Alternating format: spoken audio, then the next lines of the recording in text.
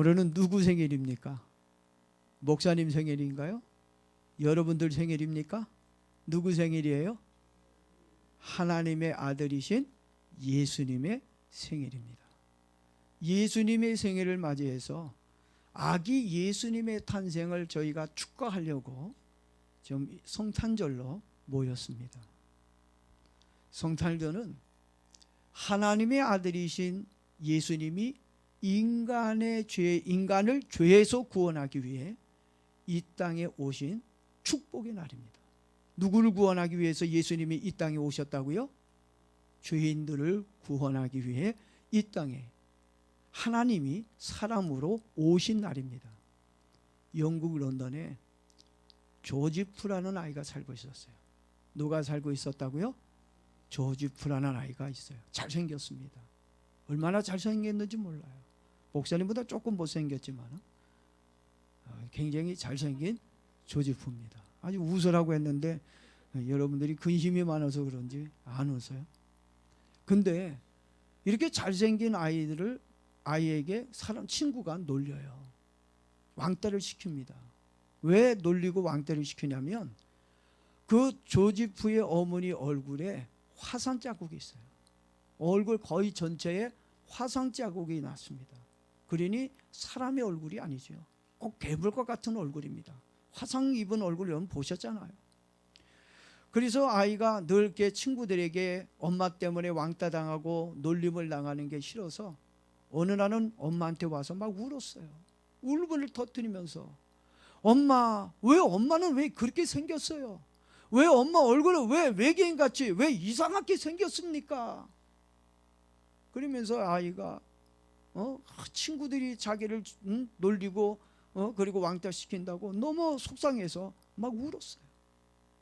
그랬더니 엄마가 그 우는 모습을 보고 너무 괴로워서 장롱 속에서 뒤척뒤척 거리더니 뭔가를 하나 꺼내서 아들 앞에 사진을 보여줬어요.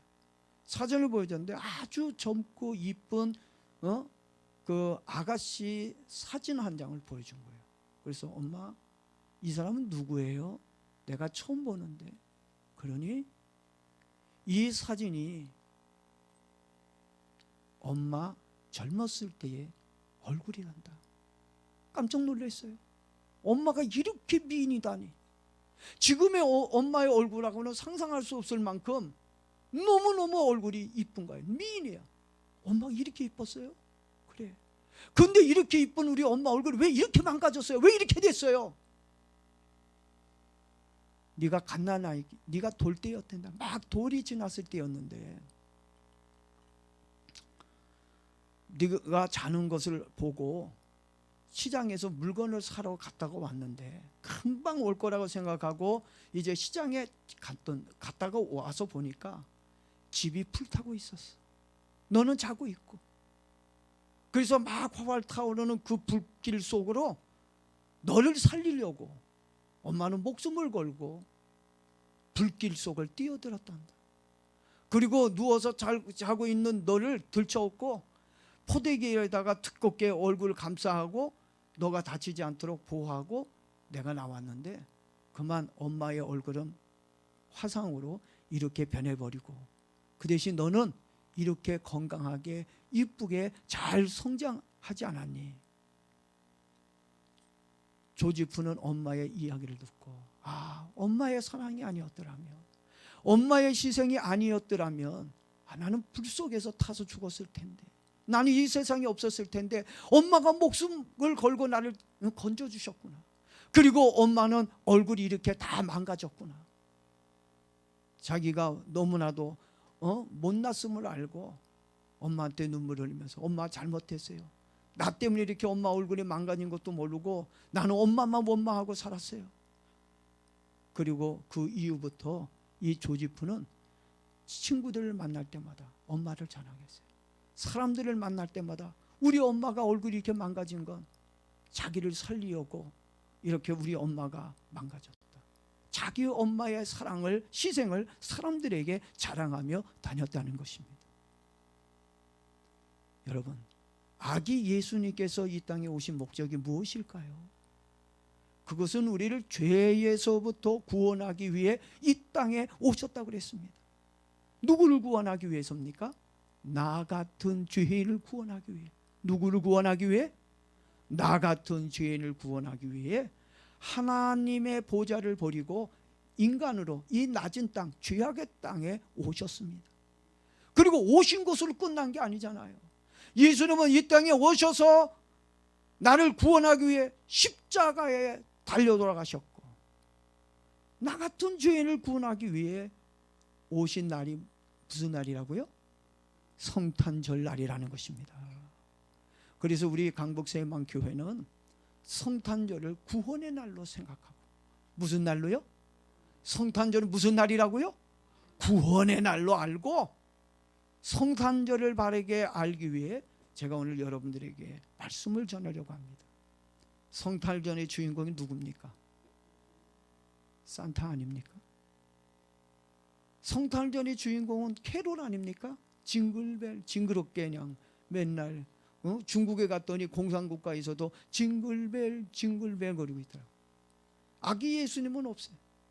그런데도 안타깝게도 예수님의 탄생보다는 캐롤과 산타가 더 많은 자리를 차지하고 있다는 것입니다. 본질이 변질되고 말았어요. 그래서 제 마음이 좀 씁쓸합니다. 기독교인의 가정, 하나님을 믿는다고 하는 기독교 가정에도 예수님이 없어요. 아기 예수님이 없어요. 추리는 있고 산타는 있고 캐롤도 있는데 누구는 없어요? 예수님이 없다고 하는 것입니다. 여러분들에게 질문 하나를 좀 하겠습니다. 크리스마스 때 산타가 준 선물이 귀한가요? 아니면 하나님이 이 세상과 나를 구원하기 위해 보내주신 하나님의 아들이신 구원자 예수님이 귀한가요? 여러분에게 누가 귀합니까? 산타의 선물이 귀해요? 산타가 귀합니까? 예수님이 귀한 건가요? 구원자 예수님과 산타 둘 중 누가 더 귀하고 소중한지를 깨닫는 은혜가 있기를 주 이름으로 축복합니다. 예수님이 이 땅에 오신 것이 무엇과 같은지 알아요? 그것은요, 궁궐에 살고 있는 왕자가 거지 옷을 입고 죄를 묻히고 거지로 변장해서 궁궐 밖으로 나온 것과 같아요. 지금은 비록 거지의 복장을 하고 있지만 그 사람은 거지가 아닙니다. 누구죠? 왕자님이. 왕자라는 사실을 알아야 합니다. 아직까지도 많은 사람들이 예수님을 사람으로 알고 있는 분이 있어요. 예수님은 사람이지만 누구로 이 세상에 누구의 아들이죠?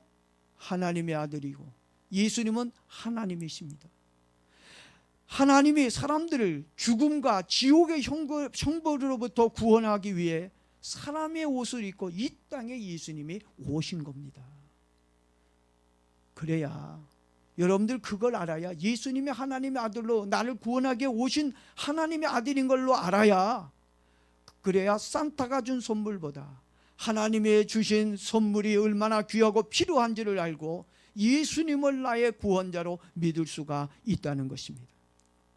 이번 크리스마스는 사람이 주는 이런 선물보다는 하나님이 주시는 선물, 아기 예수님을 마음에 모시는 은혜가 있기를 주 이름으로 축복합니다. 그래서 제가 오늘 여러분들에게 성탄절의 진정한 의미가 무엇인지를 좀 말씀드리려고 그래요. 그래서 오늘 제목이 성탄절의 진정한 의미. 따라합시다. 성탄절의 진정한 의미. 왜 하나님이 우리에게 성탄절을 주셨는지, 성탄절의 의미가 무엇인지를 좀 알고 예배도 드리면 좋을 것 같아요. 첫째는 성탄절은 죄 용서받는 날입니다. 성탄절이 무슨 날이라고요? 먹고 마시고 흥청망청 노는 날이라고요? 무슨 날? 죄 용서받는 날이에요. 그러니까 예수님이 이 세상에 아기로 오셨다, 사람으로 오셨다는 건 하나님이 우리에게 무엇을 선언했다는 거죠? 죄 용서를 선언했다는 것입니다.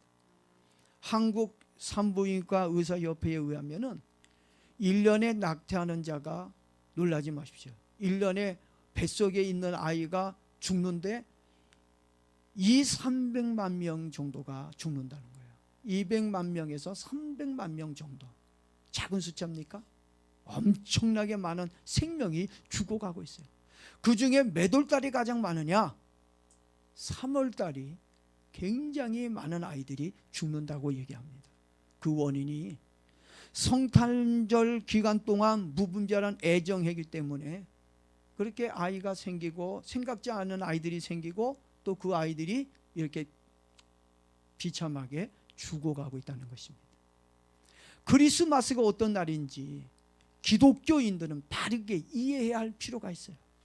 세상 사람들은 육체의 쾌락에 몸을 맡기고 죄를 먹고 마시는 어리석은 자가 되어서는 안 된다고 하는 것입니다. 크리스마스가 어떤 날이라고요? 죄악으로 저주받은 인간들을 용서하기 위해 하나님의 아들이신 예수 그리스도가 이 땅에 오셔서 뭘 선언하셨다고요? 죄의 용서를 선언한 날입니다. 성탄절이 사람들에게 어떤 날이라고 다시 한번 생각해 보십시오. 어떤 날이라고요? 죄 용서의 날입니다. 예수님이 이 세상에 오셨다는 건 우리들의 죄를 용서하기 위해 오셨다고 하는 것입니다. 예수님을 믿는 우리 교인들은 성탄절을 타락의 날로 또 죄악의 날로 만드는 것이 아니라 회개의 날과 용서의 날로 만들어야 할 책임이 있다는 것입니다. 성탄절의 진정한 의미가 퇴색되지 않도록 기독교인들은 성탄절을 경건하게 의미 있게 보내야 한다는 것입니다. 예수님의 탄생이 회개의 날이 되고 죄의 용서를 받는 날이 되기를 여러분 축복합니다. 그리고 두 번째로 성탄절은 어떤 날이냐? 구원의 날이라는 것입니다. 아기 예수님이 탄생하셨을 때 천사들이 나타나 노래를 부르고 외쳤습니다. 자, 오늘 본문 누가복음 2장 10절 11절을 보십시오. 내가 온 백성에게 미칠 큰 기쁨의 좋은 소식을 너희에게 전하노라. 오늘날 다윗의 동네에 너희를 위하여 구주가 나셨으니 곧 그리스도 주시니라. 성탄절은 구세주가 오신 거룩한 날입니다. 누가 오셨어요? 구세주 예수님이 오신 정말 거룩하고 축복된 날입니다. 그래서 성탄절에 우리 뭘 받아야 됩니까? 구원을 받아야 하고, 그리고 그 성탄절에 천사가 노래하고 많은 백성에게 외친 것처럼 우리는 뭘 전해야 됩니까? 구원을 전하는 날이 되어야 되는 거예요. 성탄절을 무슨 날로 만들자고요? 구원의 날로, 아기 예수님의 탄생을 축하하고 찬양하고 증거하는 날로 만들어야 된다는 것입니다. 영원한 저주에서 건지심을 받은 구원의 날로 성탄절을 보내는 저와 여러분 되어지기를 바랍니다. 세 번째는요, 성탄절은 사랑이 넘치는 화해의 날임을 알아야 돼요. 무슨 날이라고요? 화해하는 날입니다. 하나님께서 아들 예수님을 이 땅에 보내주신 것은 인간에게 화해의 손을 내밀어 주신 사랑의 날이라는 것입니다. 여러분, 누가 우리에게 손을 내밀었다고요? 하나님이 우리에게 무슨 손을 내밀었어요? 화해하자 손을 내밀었어요. 여러분, 친구하고 다퉜을 때 그 친구가 미안해, 내가 잘못했어. 사실 그 친구 자기가 잘못한 게 없어요. 내가 잘못했어요. 근데도 먼저 손을 내미는 친구 얼마나 고맙습니까? 저도 우리 집사람하고 참 30년 넘게 살았지만 참 감사한 건 싸울 때마다 80%는 제가 잘못해서 싸워요. 20%는 제가 조금 올린 거예요. 근데 사실 어떻게 보면 90% 이상이 제가 잘못해서 싸우거든요. 근데 80% 이상 미안하다고 손을 내미는 사람이 누굴까요? 전 은혜가 있게 생겼잖아요. 사랑에 많게 생겼잖아요. 제가 우리 집사람에게 미안해하고 손을 내민 것이 아니라 저희 집사람이 아무런 잘못이 없는데도 먼저 목사님 미안해요, 목사님 죄송해요, 잘못했어요, 우리 잘해요. 그리고 잘못 없는 우리 집사람이 저한테 먼저 화해의 손을 내밀어요. 그럴 때마다 제가 되게 민망하고 무안하고 미안해요. 그래서 이 손 안 잡으면 저 잘못돼 쫓겨날 수 있으니까 얼른 아유 내가 미안했는데 아우 내가 잘못했는데 아우 고맙다고 잡으면 그 순간부터 뭐가 이루어지는 거죠? 화해가 이루어지는 거예요. 화목해지는 거예요. 오늘 예수님이 이 땅에 오셨다는 건 하나님과 우리와 원수였고 하나님으로부터 저주받아야 할 우리들인데 하나님이 우리의 모든 죄를 용서하겠다고 하는 화해의 손을 내민 거예요. 그러니까 예수님이 오셨다는 건 하나님과 인간과 뭐가 이루어진 거죠? 화해가 이루어지는 아주 축복의 날이라는 것입니다. 그런데 하나님과 사람만의 이런 갈등이 있는 것이 아니라 사람과 사람과의 갈등이 있어요. 서로 미워하고 증오하는 그런 마음이 우리 인간들에게 있습니다. 미움의 고통 속에 갇혀 사는 사람들에게 성탄을 통해 서로에게 화해하는 날로 삼으라고 하나님께서 먼저 우리 인간에게 손을 내미셨어요. 오늘 예수님의 손을 잡기를 바랍니다. 예수님의 손을 잡은 손으로 오늘 여러분 옆에 있는 사람과 손을 잡기를 바랍니다. 이렇게 우리는 서로 화해해야 돼요. 여러분 옆에 있는 분하고 한번 손을 잡아보십시오. 화해하고 미안해 한번 해서 미안해 잘못했어 용서해줘. 서로 자꾸 여러분 건강한 가정은 건강한 사회는요 자꾸 손을 내밀고 화해할 때 건강해지는 겁니다. 아멘. 우리 자꾸 손을 내민 손을 잡아야 돼요. 자, 우리가 왜 하나님이 우리에게 화해의 손을 내밀었는가? 왜 크리스마스가 화해의 날인지 그걸 어떻게 알 수 있는지 한번 보겠습니다. 하나님의 아들이신 예수님이 이 땅에 태어날 때 목자들 앞에 누가 나타났죠? 천사가 나타났어요.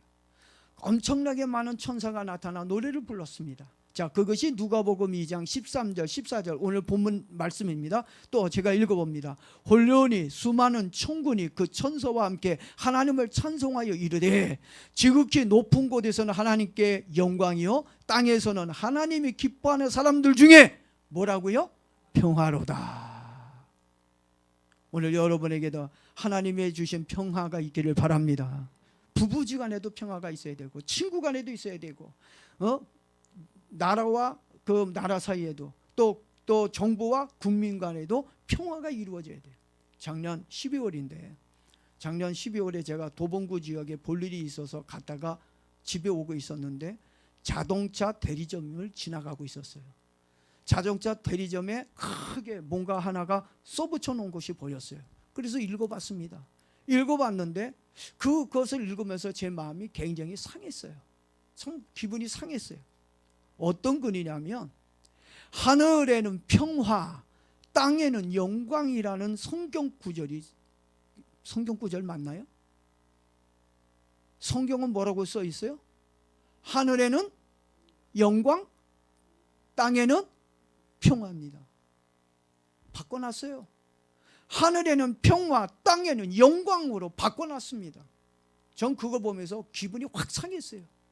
기독교를 우습게 여기고 조롱하는 글로 느껴졌습니다. 예수님의 탄생으로 하늘에는 영광이 있어야 하고 이 땅에는 평화가 있어야 사람들에게 진정한 구원이 임하기 때문입니다. 그런데 하늘에는 영광이 없고 땅에는 평화가 없다면 이게 바뀌어졌다면 이게 얼마나 큰 문제가 되는지 몰라요. 하늘에는 오직 영광, 하나님께만 영광, 이 땅에는 하나님이 주신 평화가로 충만해져야 될 줄로 믿습니다. 그리고 사도 바울도 고린도후서 5장 18절에 이렇게 얘기하고 있습니다. 모든 것이 하나님께로 났으니 저가 그리스도로 말미암아 우리를 자기와 화목하게 하시고, 이 화목이란 말은 다른 말로 뭐죠? 평화 아닙니까? 평화하게 하시고 또 우리에게 화목하게 하는 지책을 주셨으니, 우리에게 또 무슨 지책을 주셨다고요? 화목하게 하는, 평화하게 하는 지책을 주셨단 말이에요. 이는 하나님께서 그리스도 안에 계시사 세상을 자기와 화목하게 하시려고 저희의 죄를 저희에게 돌리지 아니하시고 화목케 하는 말씀을 우리에게 부탁하셨다라고 얘기하고 있어요. 누구에게 부탁해서 이 화목을? 하나님과 화목한 우리들에게 너도 화목을 도모하는 자가 되라고, 하나님과 화목하고 이웃과 화목하라고 부탁하셨다는 얘기입니다. 그리고 예수님께서도 산상수훈에서 제자들에게 이렇게 얘기하셨습니다. 마태복음 5장 9절 보니까 화평케 하는 자는 복이 있나니 그들이 하나님의 아들이라 일컬음을 받을 것이며, 여러분 화평케 하는 자가 누구의 아들이라고요? 하나님의 아들이 된다고 그랬어요. 여러분, 화목한 사람입니까? 화평을 도모하는 사람입니까? 그렇다면 여러분 누구의 아들입니까? 하나님의 자녀가 되는 겁니다. 하나님께서 성탄절을 하나님과 인간이 화해하는 날로 만들어 주신 것처럼 우리 인간들도 성탄절의 진정한 의미를 알고 서로 화해하는 날로 만들어야 된다는 것입니다. 이번 성탄절을 통해 교회가 또 이 사회와 가정과 건강에 하나님의 평화가 임하기를 축복합니다. 마지막으로 네 번째로 이 성탄절은 무슨 날이냐면 소망의 날입니다. 무슨 날이라고요? 소망의 날이에요. 그러니까 예수님이 이 세상에 오신 것은 절망 속에 있는 우리들에게 뭘 주러 오셨다는 거죠? 소망을 주러 오신 거예요. 지금 전 국민이 백신을 맞고 있는데 저는 솔직히 백신이 희망이라고 생각하지 않아요. 왜냐하면 백신 3차까지 맞았는데도 감염이 됐어요. 코로나에 감염이 됐습니다. 부정할 수 없습니다. 오히려 백신을 맞지 않는 사람들이 오히려 코로나 감염이 적다는 통계가 있어요.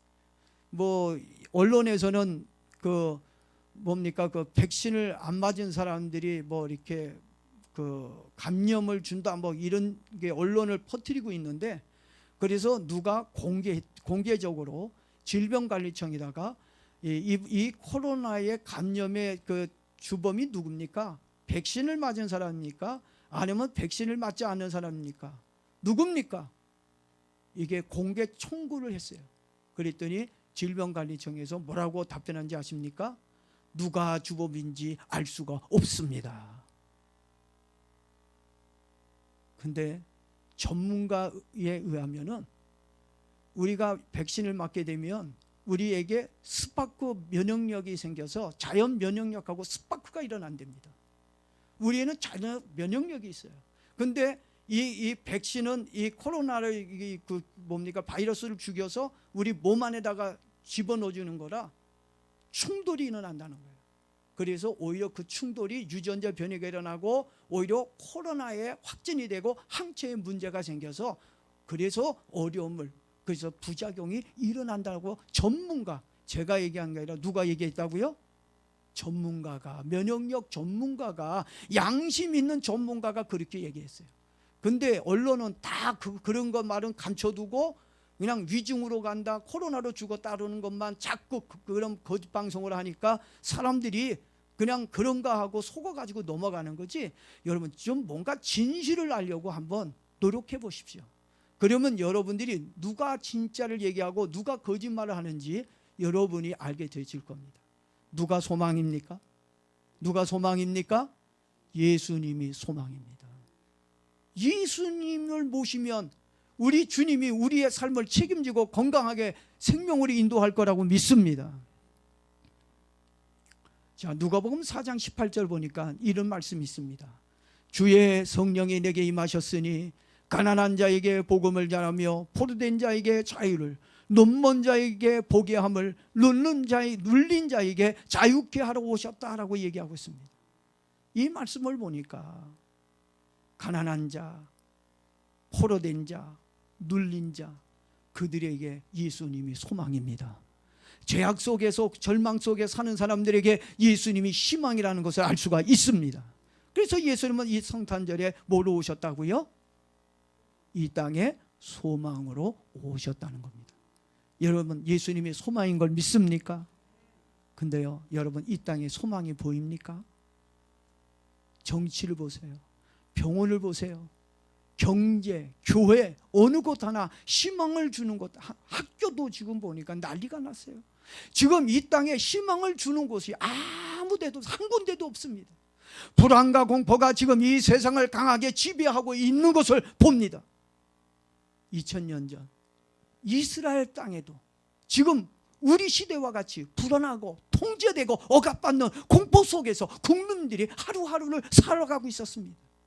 그런 어둡고 침침한 이 땅에 소망의 예수님께서 한 줄기의 빛으로 이 세상에 오신 겁니다. 절망 속에서 사는 자들에게 소망을 주기 위해 오신 축복의 말이에요. 그날이 무슨 날이라고요? 성탄절 날이, 크리스마스라는 겁니다. 예수님의 탄생으로 지옥에 갈 인간들에게 천국에 갈 수 있는 희망을 주셨습니다. 마귀에게 지배를 받으며 절망 속에 사는 자들에게 소망을 주셨습니다. 질병의 고통으로 아파하고 괴로워하는 사람들에게 치료의 소망을 주셨습니다. 이렇게 예수님은 이 세상과 사람들에게 소망을 주기 위해 오셨다는 걸 알 수가 있습니다. 구원자 예수님이 오신 성탄절의 진정한 의미를 사람들이 제대로 안다면 성탄절은 용서의 날이 될 것이고 구원의 날이 될 것이고 평화의 날, 소망의 날이 될 것입니다. 이 네 가지의 은혜가 오늘 우리 강북 새만교회와 이 말씀을 듣는 모든 사람들에게 영원히 임하게 예수 그리스도의 이름으로 축원합니다.